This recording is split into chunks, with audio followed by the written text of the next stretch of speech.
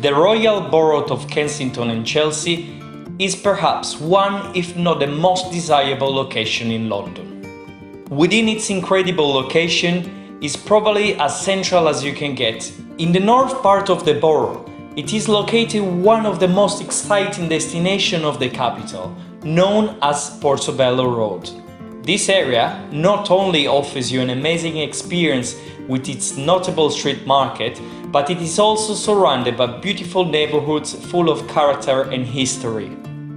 Talking about history, the Portobello Road was in fact named after the victory of Admiral Edward Vernon during 1739 in the city of Portobello in Panama.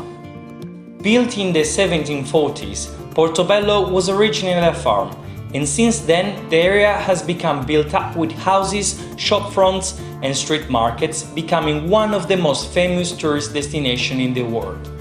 However, during the Second World War, Portobello suffered from a bombing which led as a consequence to a massive redevelopment. All council estates are and always have been a controversial subject. They were devised out of necessity. Following the Second World War, there was an urgent need for new housing thanks to bombing. These estates were built aiming to provide housing in the easiest, quickest and cheapest way. But in doing so, a whole lot of new mistakes were made.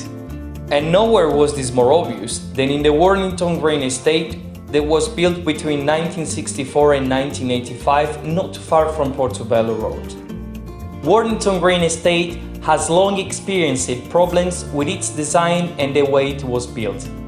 Some who live here, it's grotty, grim, a crumbling 60s housing estate that's seen better days. Over the years, much has been done to remedy these issues, but finally, in 2006, a complete regeneration of the area became the only realistic option to ensure better housing for the area. Kensington Housing Trust say they want to reduce overcrowding on the Worthington Green estate. Sonia Jessup now reports. Recently approved by planning chiefs, 538 homes will be built to replace those demolished, along with an extra 300 new homes for sale. Kensington Housing Trust say it will bring jobs, security and draw in visitors from nearby Portobello Road. The majority of our tenants want new homes. A huge proportion of our tenants are overcrowded, or if they're not overcrowded now, they will be in the future. This is about providing the best solution for the huge majority of residents.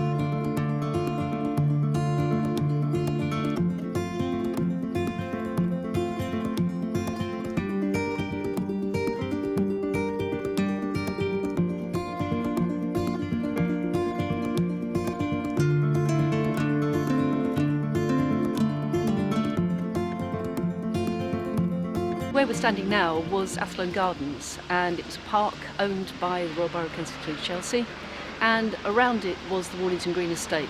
We took the view that really what we needed to do was to create somewhere new which hung on to all the good things about the area and a change in the quality of life for those residents. The essential part of the future success of Portobello was the time that we spent creating the brief.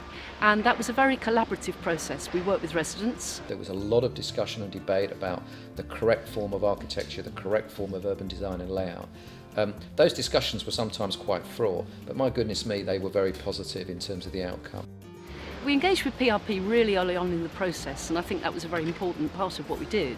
This was all about creating a new urban quarter, making sure that we respected the grain, the historic street pattern, and reintroducing some of those historic references into the design of the master plan. It was clear that in order to make this work financially, the new development was going to have a higher density than the existing accommodation.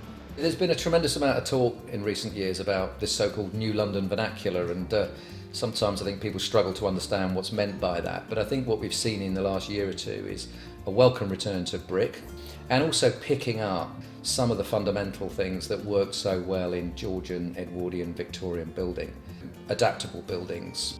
So we have here townhouses, we have mews, we have duplexes on the ground floor for families with apartments above. So it might look like a townhouse, but actually within it you've got all of these different apartments and all these different solutions for individual customers.